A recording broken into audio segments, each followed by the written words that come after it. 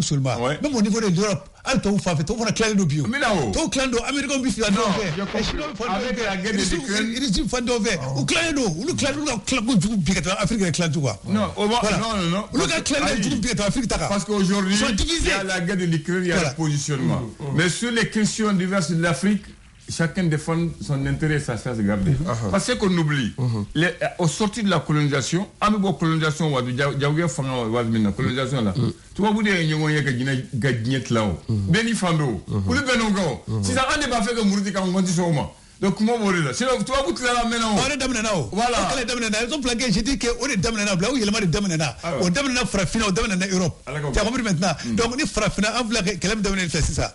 Donc il y a fait chomena Malta Malna Guinée Tamana Burkina Tuni je pense qu'à Tom Kofana donc nous bello gila ni frafna glace pour cette table ka donc fo aya kan joindre kulula anya psi anya joindre kulula ou bon de bona bi sur le plan humanitaire na la population demson de Afrique na ka du ngolo jorlay war de Afrique sans de Afrique donc l'avenir c'est l'Afrique aujourd'hui donc au niveau de l'Europe on a besoin de problèmes même par rapport donc à la population demson ko bula fait du boulot blé faut donc à Mohamed c'est l'Afrique qui sera vraiment d'accord parce que l'Europe les blancs ils sont plus intelligents que nous les Africains parce que pourquoi regarde toutes les richesses du monde sont sous l'Afrique mais c'est l'Europe là qu'est-ce qu'ils font ils ont fait le monde d'une puissance économique l'argent c'est eux qui fabriquent l'argent et ils viennent imposer le prix pour nous les Africains producteurs c'est ça le problème il faut inverser ça non on n'inverse pas ça là c'est toi tu comprends nous on produit il fixe notre prix. On sort l'or, si toi tu comprends mon raisonnement, on est au bed de Dablao. On dit qu'il y a une recomposition. Qu'on va la élément. Donc, nous là, c'est vraiment ça. Qu'on peut y aller, nous y aller faire vos biblières. Ah, d'accord. Alors, nous y aller vos biblières. Sinon, comment tu peux comprendre? Écoute-moi. Moi, je vais te dire, Abdoulaye, il y a la manière Kera, Amala Tassem, ça, si l'Afrique continue sur ça, Afrique noire, Bega Sonima, Afrique blanche, Farouga, maintenant, ni personne n'a blague, est-ce qu'il y a pas amigo Gablé? On va venir de composition. C'est ça la question fondamentale aujourd'hui. Raison pour laquelle, moi, j'ai dit à notre auditeur que les choses ont commencé. Et sur le continent africain, et même en Europe, donc il y a des difficultés aujourd'hui. Voilà. Donc là, petit à petit, les choses vont changer. Nala Solama. Terminé. Voici le mot du jour. Bon, ça relève des mystères. C'est vous. Ça va relever des mystères. Oui, et le mot du jour, c'est mystère. Voici le mot du jour. J'ai choisi le mot mystère. Et ce qu'on dit, ça relève du mystère. M-Y-S-T-E-R-E. Mystère. Ce qui est inaccessible à la raison humaine. Ce qui est de l'ordre du surnaturel et qui est obscur, caché, inconnu, incompréhensible pour le commun des mortels. C'est ce qu'on appelle le mystère. C'est-à-dire un événement inexplicable, aventure énigmatique, chose inconnue, merveilleuse, inaccessible à des non-initiés, qui le confère à des esprits surnaturels. Oui. On m'a fait ma kabakofin. C'est ça le mystère. Parce que en ta femme, c'est au-delà de la connaissance humaine. Voilà, c'est ce qu'on appelle le mystère. Et voici la pensée de ce matin. Les mystères de Dieu dépassent l'exercice des hommes. Tenez. Les mystères de Dieu dépassent l'exercice des hommes. Souvent, certains faits de Dieu sont déjà des mystères pour les hommes. Très bien. Maintenant, la date du 3 au 5 octobre 1963, ici à Bamako, le président Modibo Keïta a demandé de réunir l'ensemble des corps d'armée, l'armée du Mali et l'ensemble des forces de sécurité nationale pour un premier séminaire sur l'armée, la nouvelle armée du Mali, pour donner les orientations. On a créé l'armée en 1er octobre 60. 3 ans après, Modibo a demandé de faire un séminaire national pour refonder l'armée, pour le repositionner et le redéployer. Donc l'ensemble des forces d'armée du Mali se sont réunies à Bamako pendant 3 jours pour faire une orientation et émailler le pays et comment contourner et sécuriser le pays. Amaye, ça nous manque maintenant. Mais c'était un président visionnaire. Absolument. Malheureusement, Amabé Amandan. Merci à vous tous. Il faut les références. Voilà, c'est ça. Que Dieu sauve le Mali. Amen. Merci beaucoup.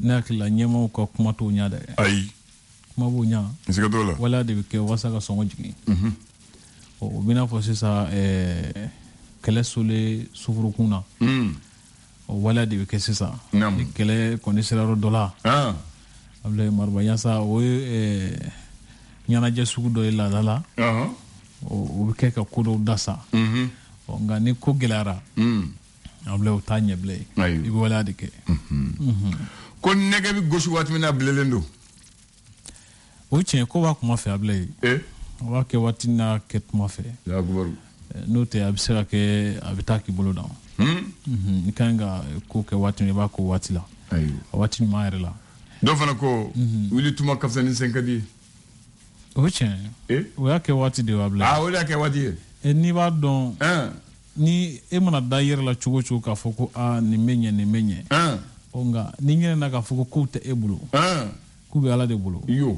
a bɛ kɛ fili ye dɛ ni ko nana i sɔrɔ sira la dun o ye fili jugu ye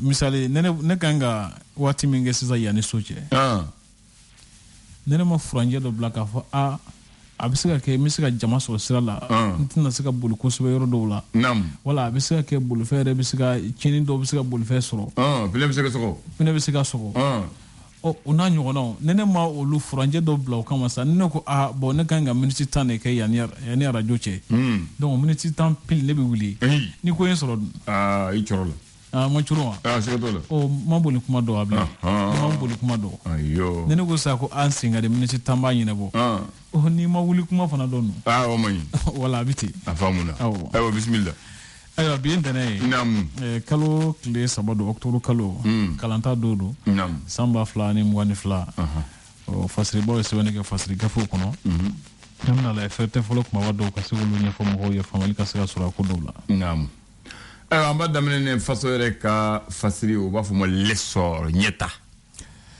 ale kumanen don k'a fɔ ko Sierra Leone jamana ɲɛmɔgɔ Julius Manda Bio ko ale tun bɛ Bamako yan a nana ani an ka jamana ɲɛmɔgɔw ka se ka ɲɔgɔn ye ka hakilila falen-falenw kɛ ka teriya siraw ni jɛɲɔgɔnya siraw k'olu sinsin badenya ani baara sira kan o kɔfɛ ko sɛgɛsɛgɛli minnu bɛ kɛ banako sira kan n'a wele ko analyse ni examen abla nani ko nin kɔni ye sɔrɔ siraba ye min ni kɛnɛya sabatibaw kɔni b'a la bugulen don a ko kan o y'a kɛ jago ye analyse ninnu dɔw wari ka ca kojugu a ka ca ni hali fura ye tuma dɔ la a ka ca fura ye surtout a scanner ninnu n'a sera scanner ninnu ni fo bɛ jɔrɔ n'a IRM ninnu o kɔni ni wari t'i bolo jɔrɔ b'i fa jolita dɔw yɛrɛ bɛ ne bɔra ka taa jolita dɔ kɛ kɔsa in na dɔn y'a jɛ 5000 na o ye jolita dɔrɔn de o ye jolita fura t'a la fɔlɔ ayi o ye kɔlɔkɔlɔ ye o tɛ kɔlɔkɔlɔ ye ayiwa bisimila fasiriba y'a fɔ ten o super coupe Ben Umar Sy ko joliba kɔni y'a ta ko 9nan ka o kɔni baaraw sabati ɲinan joliba y'a bɛɛ ta championnat coupe super coupe joliba fana ɲinan kɔni u kɛra ŋana ye u tɛ hakili sɔrɔ ten sa ayiwa ka to maa wɛrɛ ka dɔ ta ayiwa san wɛrɛ ta u k'a lajɛ ayiwa naam ko Massadek Bali ale sugandira conseil national du patronat ɲɛmaakura ye sɔrɔ bosomaw fɛ les échos b'a fɔ wele ale ko di ale seginnen don a kan k'a fɔ ko conseil national du patronat ɲɛda kura ye mun ye mɔgɔ minnu b'a la ka baara kɛ minnu bɛna baara kɛ san 5 nata ninnu kɔnɔna na maa 31 o ko sɔrɔ bosoma 117 olu kɔni ye u sen don a baara la o ko min tali kɛ Mamadu Sensin Kulubali ni Amadu Di Jaji Sangare o ko olu ma sɔn k'u sen don a baaraw la Ablaye o kɔfɛ kalata baaraw boloda cogo n'a fɛɛrɛw n'o ye chronogramme électoral ye o ko Modèle Mali kɔni ye a ka jɔrɔnankow jira sariyaw labatoli sira kan ko kalanden minnu ye sɛbɛn sɔrɔ san sɔrɔ de furula ɲina olu kan ka taa kalanso camancɛ kalanso minnu na olu gafe ma bɔ fɔlɔ ko o kɔni bɛ se ka sababu ni ka gɛlɛyaba don u ka kalan daminɛ la sabula ni gafe in bɔra yɛlɛma yɛlɛmaw fana bɛ kɛ ko n'a ma bɔ joona olu tɛna waati jɔnjɔn sɔrɔ k'o baaraw kɛ a bɛ se ka fiɲɛ da u ka kalan daminɛw la l'indépendant ko di Modèle Mali ko a ye a jira k'a fɔ ko sirankow kɔni bɛ yen nɔ minnu bɛ se ka sababu ye k'a to kalata kana kɛ waati bolodacogo la minnu kan ka kɛ sanba 2024 ka cɛmancɛ faga in kuncɛ min bɛ tali kɛ ko kɛlɛ dɔ kɔni tɛmɛna Mali finitigiw olu ni jɛkulu marifatigiw ni ɲɔgɔn cɛ minnu tɛgɛnɔbila kɛ bɛnkan sɛbɛn na ko yala ko an kana mugu kana ci ɲɔgɔn na Mali ni ninnu ɲɔgɔn cɛ ko o sariya bɛna sɔsɔ wa ko MINUSMA kɔni ye kulu dɔ sigi sen kan walasa ka se ka ko jateminɛ ka ɲɛ Côte d'Ivoire kɛlɛcɛ 46 in lahalaw la o ko kumaɲɔgɔnyaw kɔni b'a la ka cɛya jɛɲɔgɔnya siraw fɛ min bɛ tali kɛ Sierra Leone jamana ɲɛmɔgɔ k'ale kɔni y'a ɲini k'a fɔ ko a ko ka ɲɛnabɔ teliya la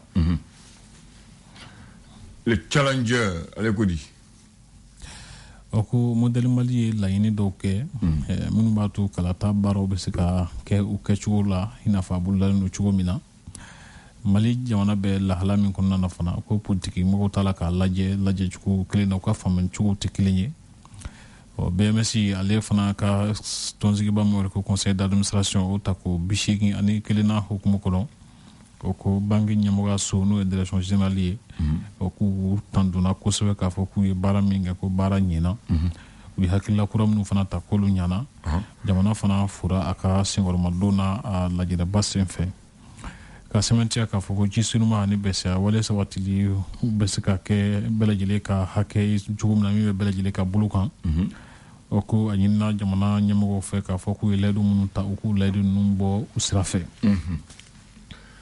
Nouvel Horizon ko jamana kɔrɔfɛla na ko bɛ sɔn ka gɛlɛya kosɛbɛ ni janto ma kɛ ni wulikajɔw ma kɛ teliya la sabula ko yɔrɔ minnu bɛ wele ko Gao Kidal ani Menaka ko mɔgɔw kɔni jɔrɔlen don kosɛbɛ wa ko dekun b'a la ka taa ka ɲɛsin mɔgɔw ma bamaciw fɛ ko min bɛ tali kɛ Général Gamu k'ale y'a ɲini jamana marabagaw ani communauté internationale fɛ k'a fɔ k'u ka dɛmɛ don ko plateforme fana ye a ka kɛlɛcɛw fara ɲɔgɔn kan walasa ka labɛn dɔw sabati o kɔfɛ Burukina ko lieutenant colonel Damiba Paul Sandago Ari Dabiba ko ale kɔni ye ulan sɛmɛ mankan ci ale kɔ a senkɔrɔ kalo 4 a kelen kɔ ka ɔrɔ ka fanga dafiri capitaine Ibrahim Traoré ni a ka cɛw kɔni de ye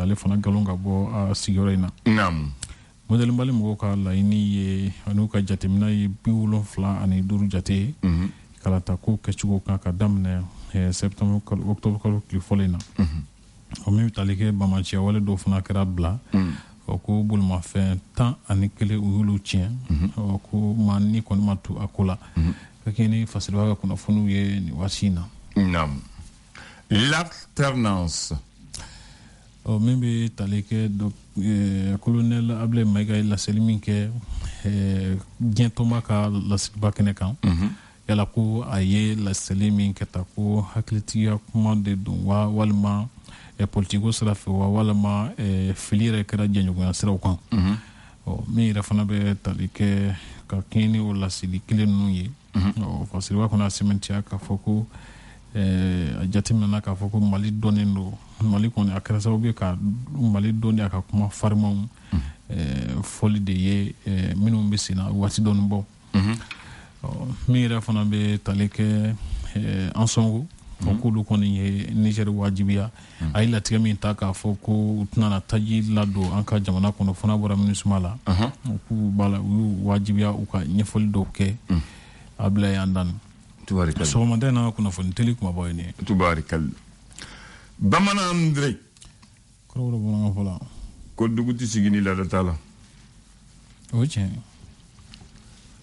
ko laada ani taabolo o de bɛ dugu ja awɔ o tɛ wa o don tabiya ɲuman sigiɲɔgɔnya ɲuman ani fɛɛrɛ o bɛ dugu ɲa n b'a fɛ ka mun fɔ ye bi an bɛ kule diɲɛ gɛlɛyara diɲɛ tiɲɛna kow yɛlɛmana parce que mun na fɛn dɔ tun bɛ kɛ anw fɛ an y'o bila an ko an bɛ kɛ tubabu ye an ma kɛ tubabu ye an ma kɛ an yɛrɛ ye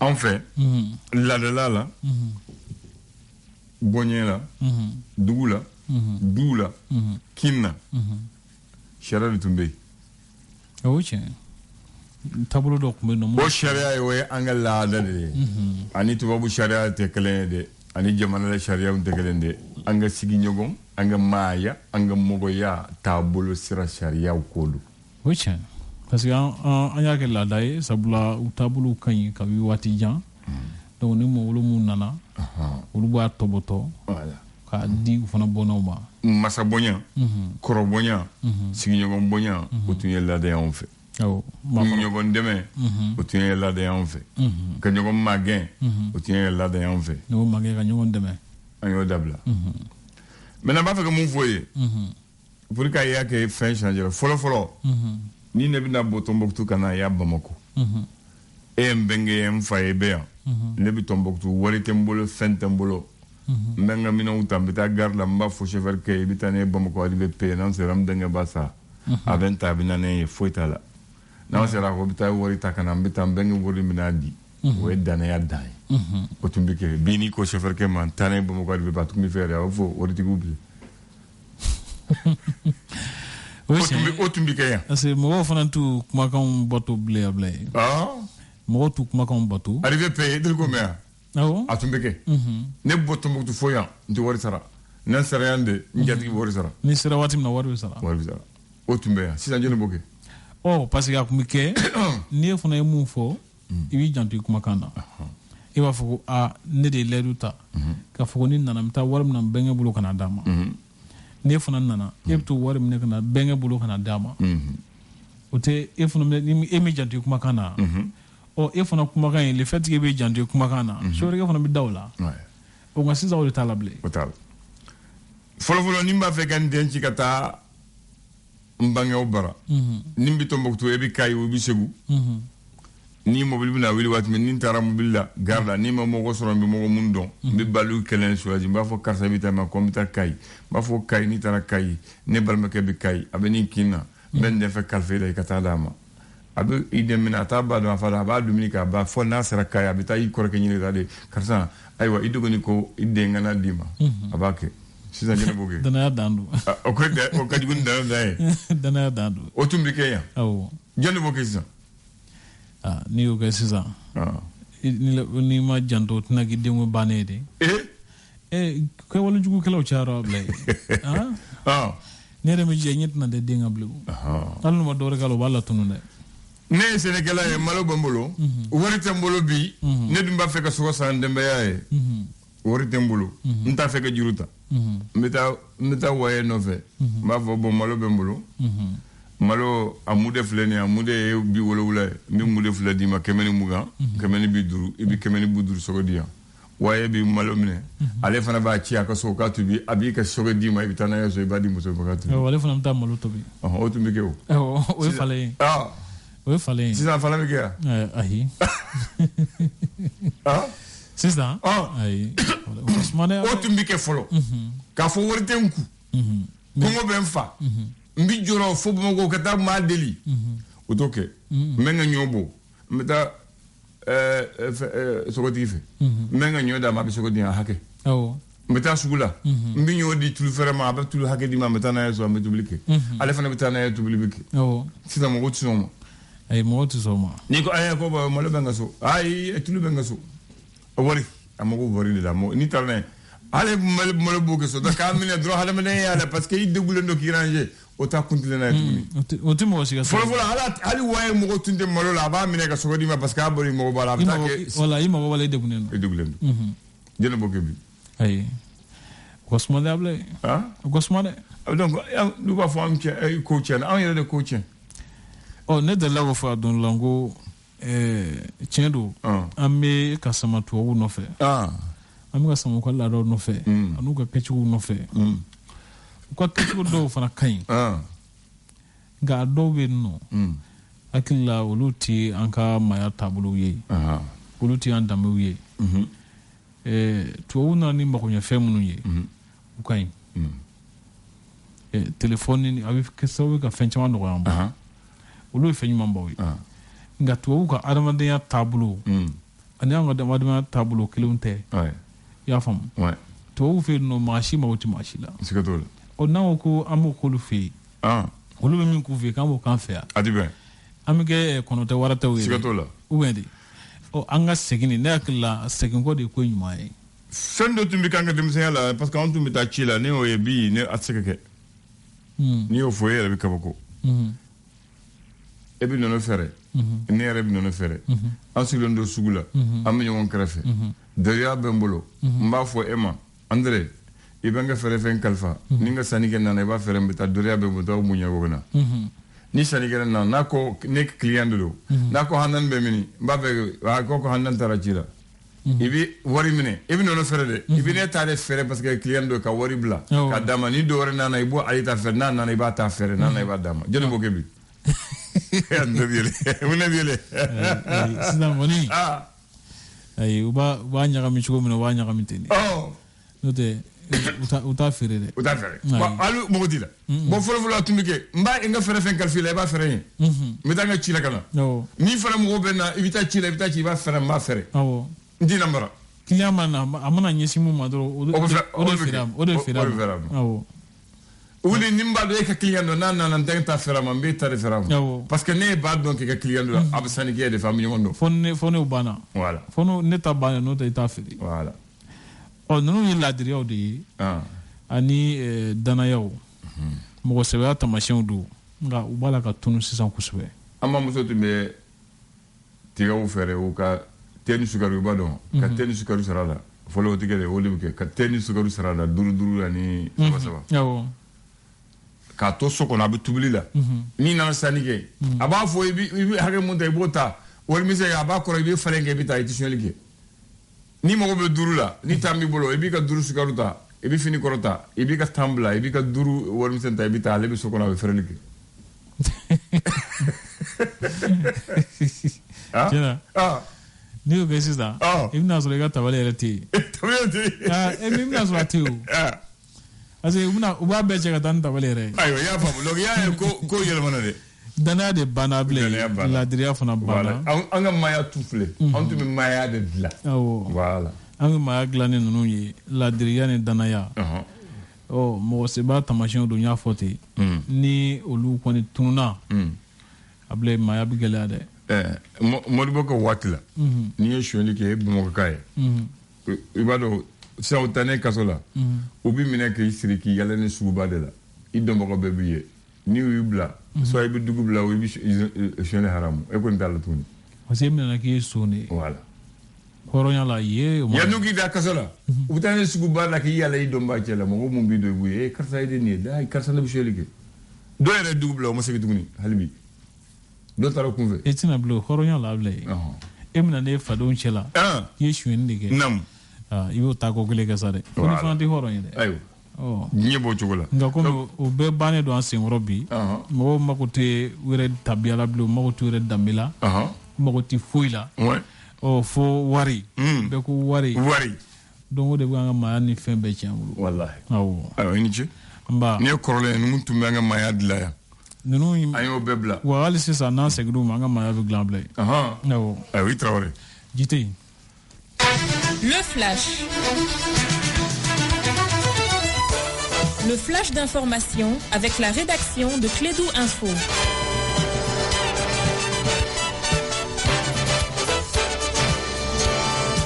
Bien, 9h en temps universel, nous sommes lundi, le 3 octobre l'an 2022.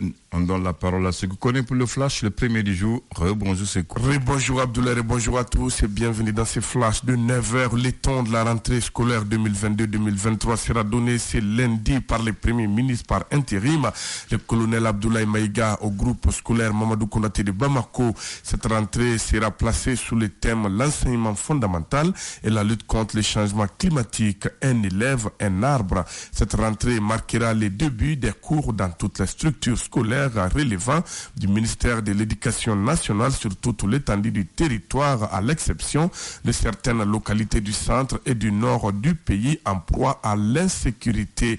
La rentrée scolaire endeuillée dans le cercle de Ségou des jeunes élèves de Farako en traversant le fleuve pour Sekoro et continuer sur Bamako pour la rentrée scolaire ont perdu la vie ce dimanche 2 octobre suite au naufrage de leur pirogue.